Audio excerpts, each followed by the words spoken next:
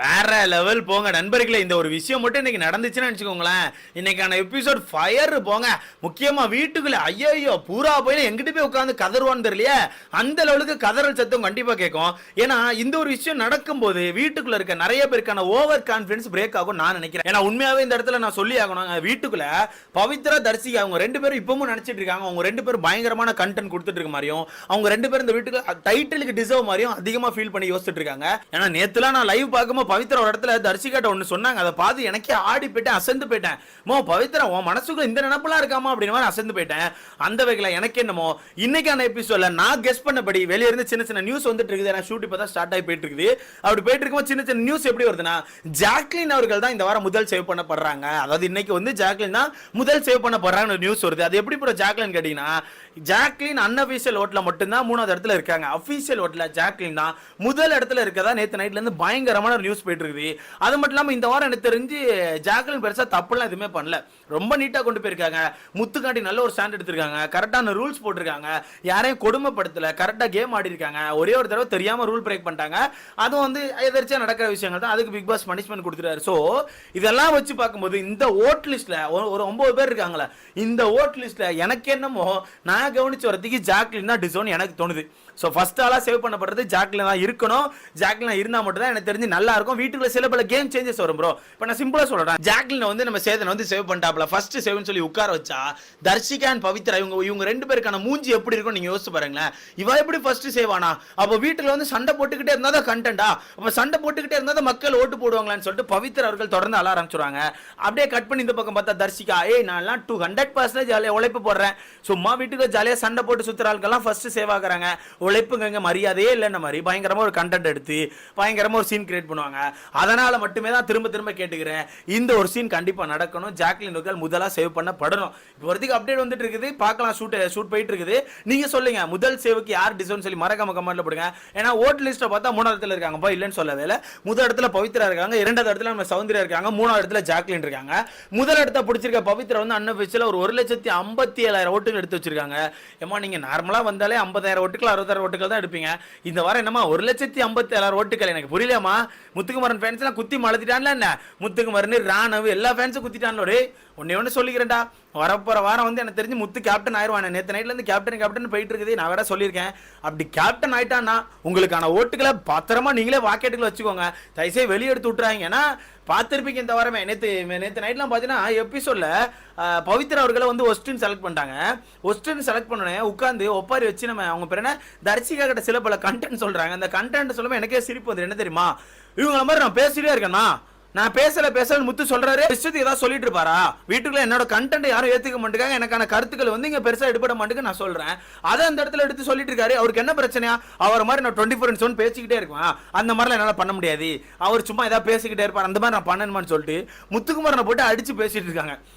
சத்தியமா சொல்றாங்க, நேற்று லைவ்ல நடந்த விஷயம், முத்துக்குமரனை அடிச்சு பேசிட்டு இருக்காங்க. அது மட்டும் இல்லாம இந்த வீட்டுக்குள்ள பவித்ரா சொல்றாங்க, இந்த வீட்டுக்குள்ள நான் என்னமோ ஒரு பெஸ்டான பிளேயர் ஆயிட்டேன் நான் நினைக்கிறேன், மக்கள் சப்போர்ட் எனக்கு வந்துட்டு இந்த வீட்டுக்குள்ள இவங்களெல்லாம் ஆப்போசிட் பண்ணி நான் பயங்கரமான கேம் ஆடுறேன், அதுக்கு பயந்து எனக்கு தெரிஞ்சு இவங்கெல்லாம் என்ன வந்து வெளியே அனுப்பணும் ட்ரை பண்றாங்க, எனக்கு என்னமோ அப்படிதான் ஃபீல் ஆகுதுன்னு சொல்லிட்டு பவித்ரா அவர்கள் அவங்களுக்கு அவங்களே பேசிக்கிறாங்க.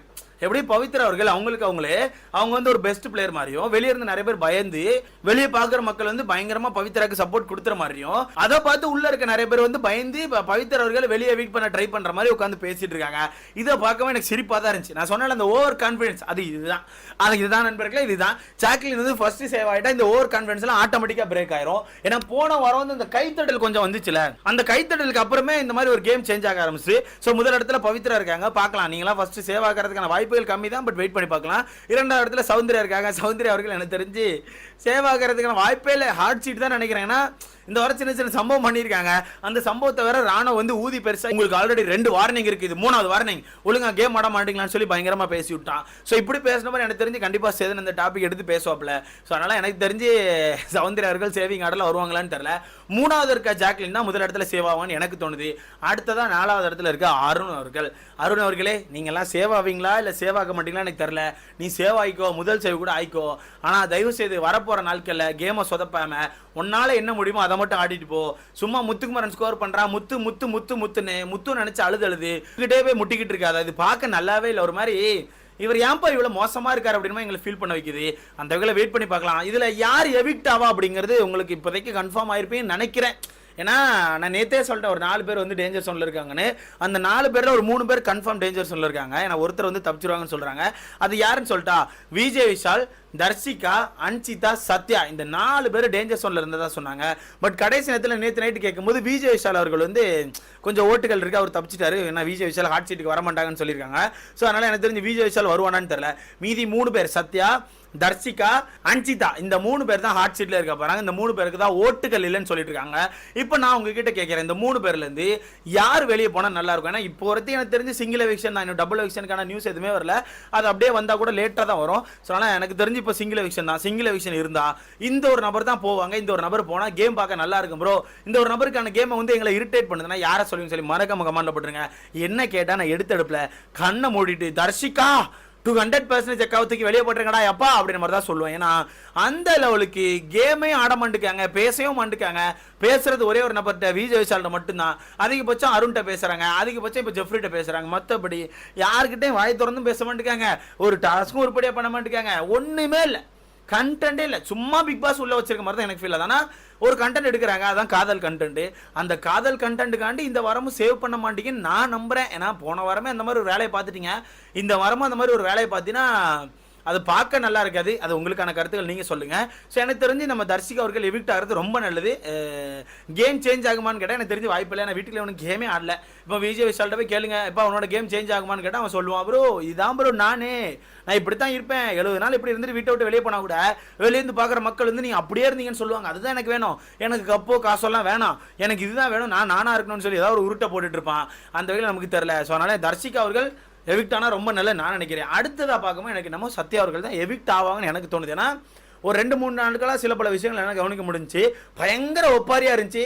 சத்யா எவிக்ட் ஆக போகிறாருன்னு சொல்லிட்டு. ஸோ அந்த ஒப்பாரியெல்லாம் வச்சு பார்க்கும்போது எனக்கு என்னமோ சத்யா அவர்கள் எவிக்ட் ஆயிடுவாரோன்னு தோணுது. சத்யா அவர்கள் எவிக்ட் ஆயிடுவாரோன்னு தோணுது. நீங்க சொல்லுங்க, சத்யாவா தர்ஷிகாவா? 2 ஆப்ஷன் உங்க கையில கொண்டு கொடுத்தா நீங்க யாரை எவிக்ட் பண்ணுன்னு சொல்லி மறக்காம கமெண்ட் செக்ஷன்ல போடுங்க. என்ன கேட்டா ரெண்டுமே வேஸ்ட் தான். முக்கியமா சத்யாலாம் சுத்த வேஸ்ட். இப்போ தர்ஷிகா கிட்ட இருந்து கூட இந்த காதல் கண்டென்ட், நைட் ஏதாவது கண்டென்ட் இந்த மாதிரி வந்துட்டு இருக்கு. ஆனால் சத்யா எடுத்துக்கோங்களேன், காலைல எந்திக்கிறான் ப்ரோ, காலைல எந்திரிச்சு நல்லா அப்படி சுற்றி வாரான், ஒரு காப்பி டீயே போடுறான், எக்ஸசைஸை பண்ணுறான், உடம்ப பார்த்துக்கிறான், அப்படியே வாரான், திருப்பி சாப்பிட்றான். பிக் பாஸ் ஏதாவது ஆக்டிவிட்டி கொடுத்தா அந்த ஆக்டிவிட்டியில் போய் நல்லா அப்படி உட்காந்து ஜாலியாக திருப்பி பேசிட்டு இருக்கான். பேசி முடிச்சு ரிட்டர்ன் போகிறான், திருப்பி மத்தியான சாப்பாடுக்கு வரான், அதை சாப்பிட்றான், சாப்பிட்டு திருப்பி ஜாலியாக சுற்றுறான். வெளியில் மீட்டிங் நடச்சுன்னா அந்த மீட்டிங் சைடில் போய் உட்காந்துட்டு இப்படி தலையாட்டிக்கிட்டே இருக்கான். சிம்பிளாக சொல்ல போனால் ஒரு தலையாட்டி போகிற மாதிரி.